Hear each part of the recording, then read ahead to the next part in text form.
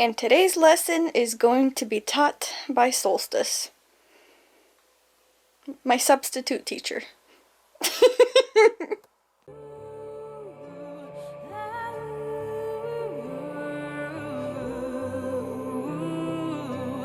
There is magic inside of you.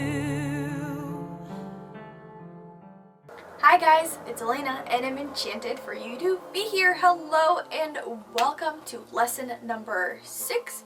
I'm super excited that you're back and I hope that you have a wonderful day or night, depends on when you're watching this. If this is the first video of these lessons which you have seen, I highly recommend that you start off with the introduction, which I will link up at the top or down in the description just to help better guide you along the way.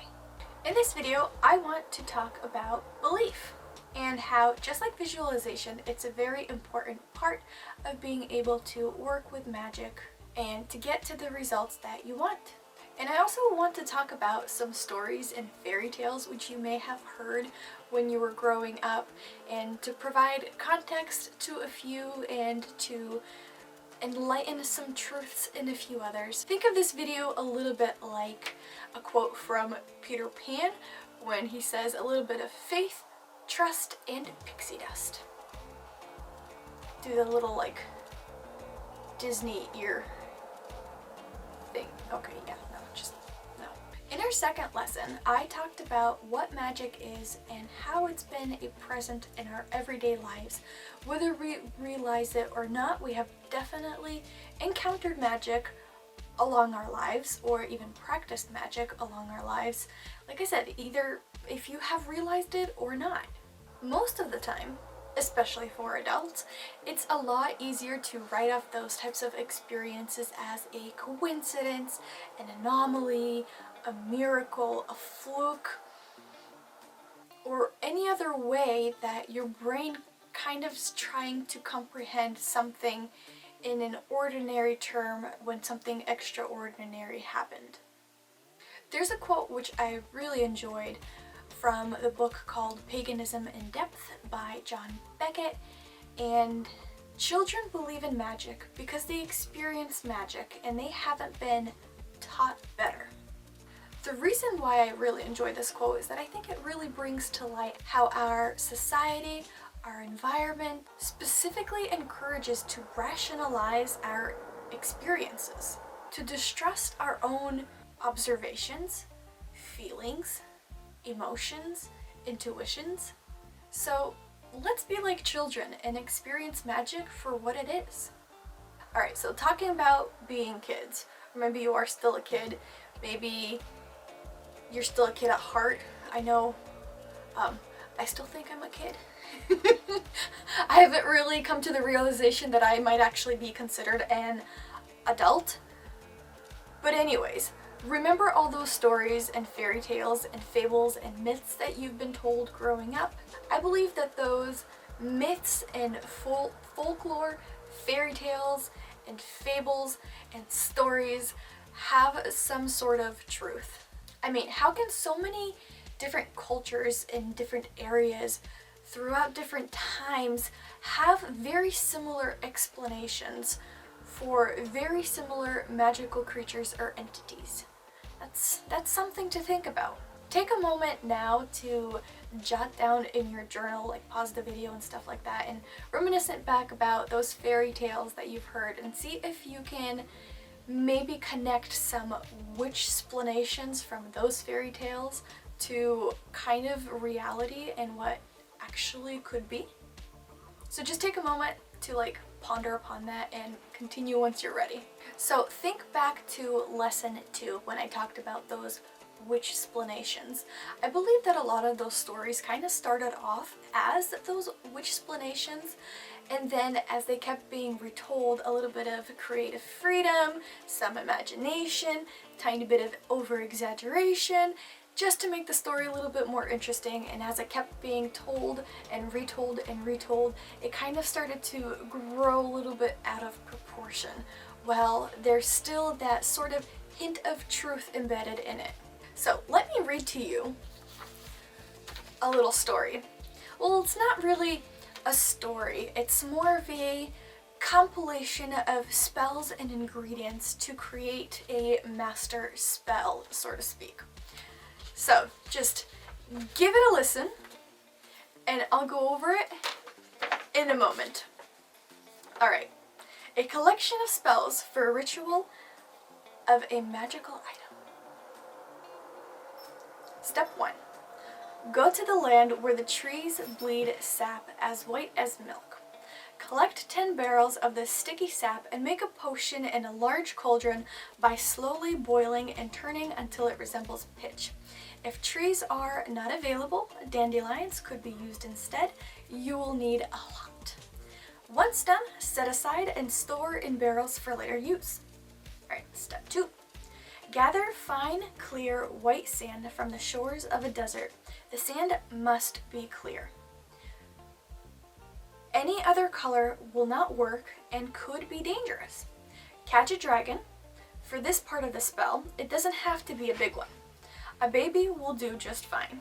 Use dragon's breath to melt the sand and let the glowing sand pour over a large flat rock. If you have a giant's shield, use that instead. The key is to make it flat. Step 3. Gather black rocks from the bottom of the sea. If you find orange ones that crumble when disturbed, then gather those first. Collecting enough rocks to balance a full-grown giant is required. If you do not have a slave giant, you will have to bribe one. Otherwise, the giants will be reluctant to smash the rocks into dust. For this part, you will need an adult dragon or a dozen baby dragons. Both will work, but catching baby dragons might be easier and are less likely to fight back. In a large cauldron, combine rock dust, charcoal, and sand. Use dragon's breath to heat the cauldron until the rocks bleed. Pour this over big flat rocks as well. Once cooled, set aside for later use. Step number 4. Find a local graveyard and dig up all the fresh bodies. The more the better. If there is not enough bodies, make some. If you still didn't obtain a slave giant, you will have to bribe another one. The giants will need to squeeze the bodies until they turn into black goo. Collect all. It is too precious to waste any. Step number 5. Place a cauldron over some hot coals and pour the black goo into the cauldron. Heat it, but do not let it come to a boil. Hang a toenail from a frost giant over the cauldron to attract the souls of the dead. Let them condensate and flow down the tip of the toenail into barrels. There's another step to that one. The pure souls of the dead will try to escape first. You must capture them at any cost. Lock them away. Once all of the pure souls have been caught, add more coals to the fire to force the heavier souls to be drawn out. These too will be quick to escape. They must be bound and contained. After those have been caught, add even more coals to the fire in hopes of collecting all the remaining souls which could be drawn out by this technique. Once they unwillingly float up from the high heat, collect them. They are too heavy to ever escape. Ladle them off into a separate barrel. Hold for later use. The remaining souls are doomed for eternity and will harden once the fire dies. Scrape them also into a barrel to preserve for later use. Remember, we're collecting a variety of ingredients and starting preparation for spell work for the big master spell. Alright, step number 6. Collect and harvest silver gray crystals. They must be absolutely perfect and perfectly shiny silver. Sometimes you can obtain these crystals from the aftermath of a fight between 2 elder dragons and harvest the crystals from amongst the remains of the loser. Be careful not to touch or contaminate the crystals at any cost. They will be rendered useless. Number 7. At the bottom of the sea, in a long dark cave, a ghostly white dragon lives. You must travel past the dragon to the back of the cave. There you will find a crack in the rock. This is the entrance to a cave that leads straight to Hades. You must descend very close to Hades, to where the Silver River flows and the yellow sulfur burns. Collect a barrel of sulfur. Store for later. Collect 2 carts of heavy rocks from the shores of the river made of silver. Sneak the rocks past the dragon back to the surface. The sulfur will help mask your scent. You will need an adult dragon or a dozen baby dragons. Both will work, but catching baby dragons might be easier, and if you still have them from the previous ingredient or spell work, that would be even better. A dragon's breath will be required to cleanse the rocks. When a sufficient quantity of plumbum has bled out of the rocks, about the balance of a donkey, mold a chest out of it and fill it with the remaining sulfur. Summon Zeus and trap one of his bolts in the chest of plumbum. Step number 8. Collect lavender flowers and colored beetle shells. Grind them to a very fine powder.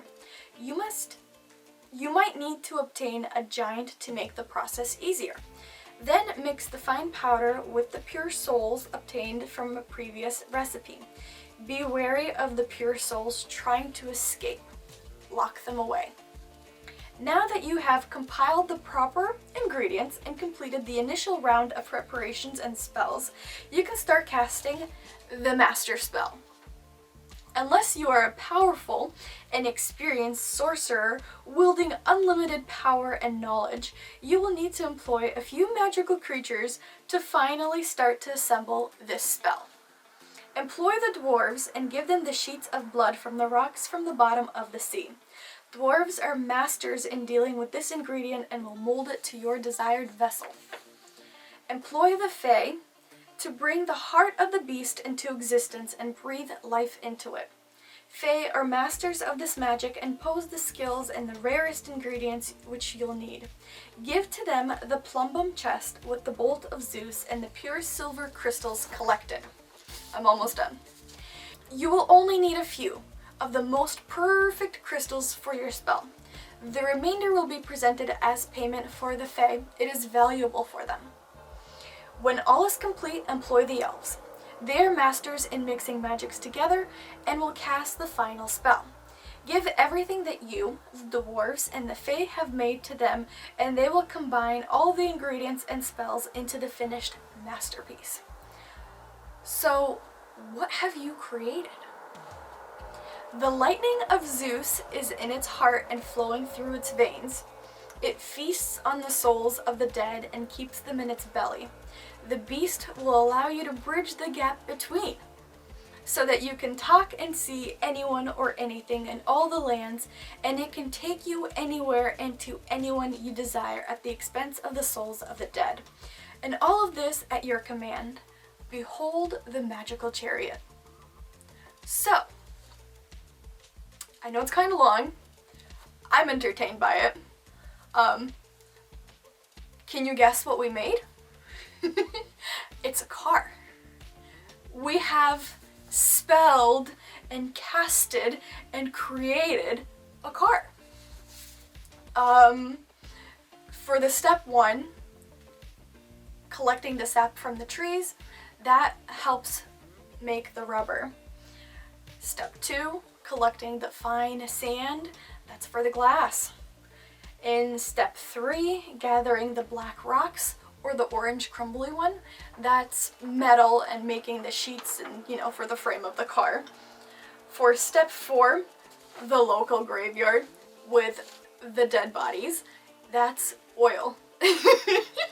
I think that's the most hilarious part about it, because it just sounds so morbid and so almost evil pretty much, but that's what cars run on. They run on gasoline, which is oil, which is a derivative of oil, which is from the deceased dinosaurs and other biodegraded material from way long ago. So it's not necessarily fresh bodies, but it is bodies. Step number 5, with all the dead souls escaping, that's taking the crude oil and refining it down into paint solvents, gas, other oils and plastics. The silver gray crystals are silicon crystals that help build the microchips for the vehicles and the devices and things like that.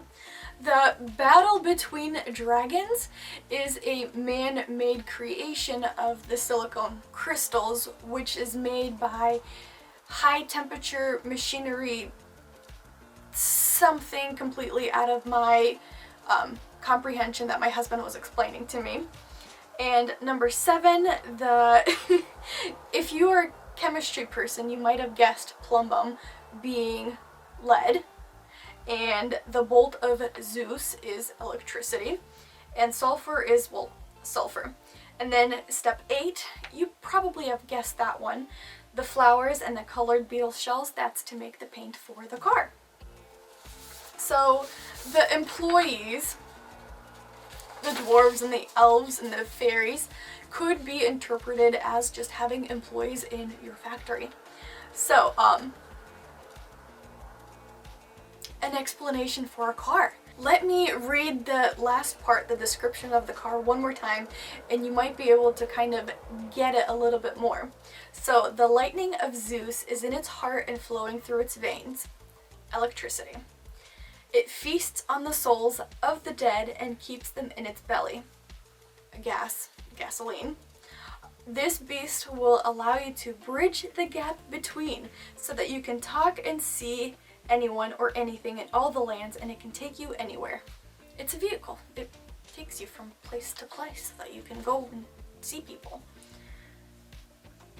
And all of this at your command. You're the one driving the car. So, that's my little witch-splenation of deriving a car down into very crude methods, so to speak. There's so many more details in it, and I just find it so entertaining to turn it into a witch-splenation type of thing. A lot of credit for this one goes to my husband. He has helped me out with the technicalities of it, and he has definitely helped me write the little story. So, implementing a bit of creative freedom, some witch-splenation, and a ton of imagination. Even the makings of a car can be turned into a magical fairy tale, so to speak. Now, I'm not saying that all of those fairy tales are real or that even majority of the stuff is real. I'm just trying to mention that there's hints and pieces of truth just to help your belief along. So I'm definitely not saying that vampires sparkle in the sunlight. And I'm not saying that Tinkerbell and all her fairy friends live in Neverland and they're the ones that are in charge of changing of the seasons. Although fae are real, pixies are real, they're just not very Disney-fied at all. Another good example, zombies. They have been a television favorite for quite some time, the origins of which are from studying ancient Greek civilization and especially their burial sites. A lot of their burial sites, the explorers have encountered rocks and ropes, seeming as though to kind of like hold the bodies down, as though they would kind of reanimate. This myth grew even more in kind of popularity or in fear or validity when healers or doctors in times past long ago would pronounce someone dead or deceased, and then after some time that person would come back to life, when in reality their pulse and breathing has slowed down to such a minimal state that it only appears that they have died. Now that can happen as a symptom from very rare medical conditions, from head trauma, poisons, bug bites, different herbs, many things. It's not very common, but it is a little bit of a phenomena that happens. So in short, misinformation, or really the lack of discovery or specific facts or knowledge, can lead to a whole series of events of us seeing zombies on TV. kind of interesting how the human mind works that way. I consider belief as a third most important ingredient in doing any sort of magical workings or spell work. There's you, there's visualization, and belief. With this sort of trinity, you already have the essence for any spell work, really. And when you do work with magic, you don't want any doubt clouding your consciousness. Doubt can breed insecurities or hesitations, which can hinder your visualization or intentions or your overall energy. And you definitely don't want that to happen if you're working with magic. When you're doing any sort of workings, and to be honest, this doesn't exactly pertain just to magic, this pertains to really everyday life. It's best to be confident and unfaltering, which is why I believe belief is important. You need to believe in magic in order to have it be more accessible to you. My homework for you today is just to kind of ponder on about the word belief and believing in magic and kind of your thoughts on that. So this concludes lesson number 6. Woohoo! As always, you can always share your thoughts and opinions down in the comments below or in the Google Classroom. So many blessings to you, and I'll see you guys on the next video. Bye!